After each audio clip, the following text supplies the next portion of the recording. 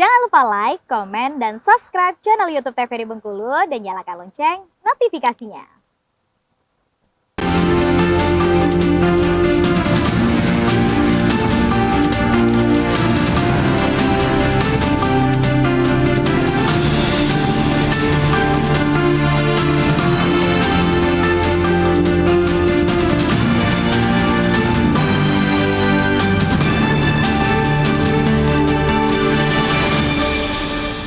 Baik pemirsa, kembali di Berndo TVRI Bengkulu untuk kesempatan hari ini Senin 11 September 2023 tentunya, dan kita telah masuk di segmen terakhir untuk tema kita mengenai peran radio di era digital. Bersama dengan narasumber kita ada Bapak Muhammad Bugi Hidayat selaku Kepala Stasiun RRI Bengkulu, dan juga ada Ibu Fanika Thoyib selaku anggota KPID Bengkulu. Nah, untuk segmen terakhir ini mungkin kita lebih berbincang mengenai yang namanya kesimpulan ataupun juga harapan ke depan dari RRI sendiri tentang era digital ini sendiri. Mungkin ke Pak Bugi terlebih dahulu, silakan. Ini sedikit intermezzo ya. Sebenarnya radio, televisi itu adalah cikal bakal dari media sosial. Kalau sekarang kita lihat media sosial, YouTube tuh basicnya apa sih? Video kan. Yang pertama bermain dengan video siapa? Televisi. Iya, betul. Kalau Mas buka TikTok, Instagram apa, dia suka putar tengah malam, radio tengah malam. Iya. Dia live musik. Betul. Mereka pakai program radio juga ya, betul, Pak. inspirasi. Jadi ya sebenarnya itu tadi kata Bu Puna, radio itu akan tetap ada. Iya. Ya, harapan kedua kita akan tetap jalan, kita tetap eksis dengan platform yang ada sesuai zaman. Jadi mari tetap dengarkan RRI.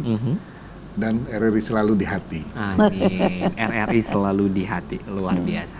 Tambahan mungkin dari Ibu Fanika Thoyib selaku anggota KPID Bengkulu nih. Mungkin apakah ada hal-hal yang mungkin harus diperbincangkan untuk radio ini sendiri, era digital, apa yang harus diperbaiki dan sebagainya? Ya, saya kira dalam beberapa kesempatan memang secara umum secara umum di Bengkulu gitu ya. Radio kan tadi saya sampaikan kekuatan untuk bertahannya makin rendah, makin begini.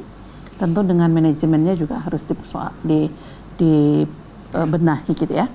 Mungkin kalau bicara RRI karena dia sebuah lembaga penyiaran LPP gitu ya, sudah lebih kuat, manajemennya juga jauh lebih bagus. Kemudian mereka juga dengan struktur pola ucaranya sudah tertata dengan rapi.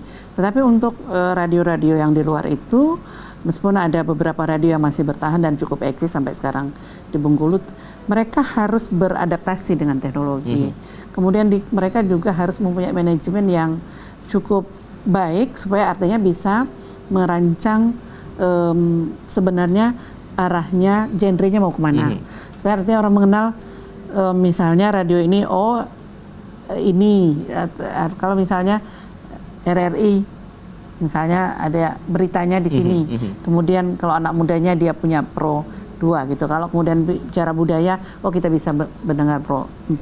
Nah, saya kira radio-radio yang lain secara umum di Bengkulu juga harus membenahi itu, kemudian harus beradaptasi. Karena kalau tidak beradaptasi, orang kalau bahasa Bang Fahmi tadi di awal, misalnya apakah nanti suatu saat radio akan hilang? Ya, mungkin orang akan cari radio yang lain.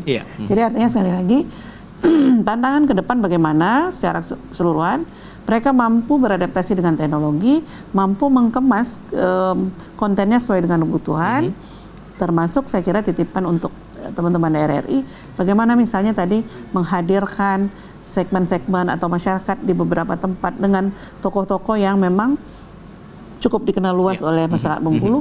Mungkin saya yakin bahwa ini akan dicari, akan didengar. Ternyata hari ini RRI punya program ini menghadirkan tokoh-tokoh dari mana misalnya, atau menghadirkan talenta-talenta yang mana yang itu saya kira segmennya ada sendiri-sendiri. Jadi sekali lagi adaptasi teknologi inilah sebuah keniscayaan.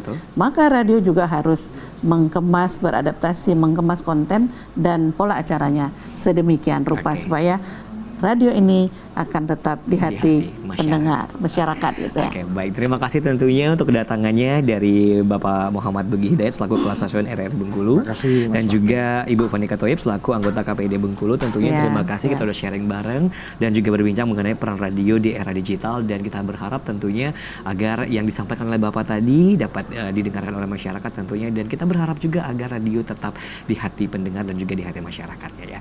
Baik, saya Karim Pamit, terima kasih. Wassalamualaikum warahmatullahi wabarakatuh dan sampai jumpa kembali.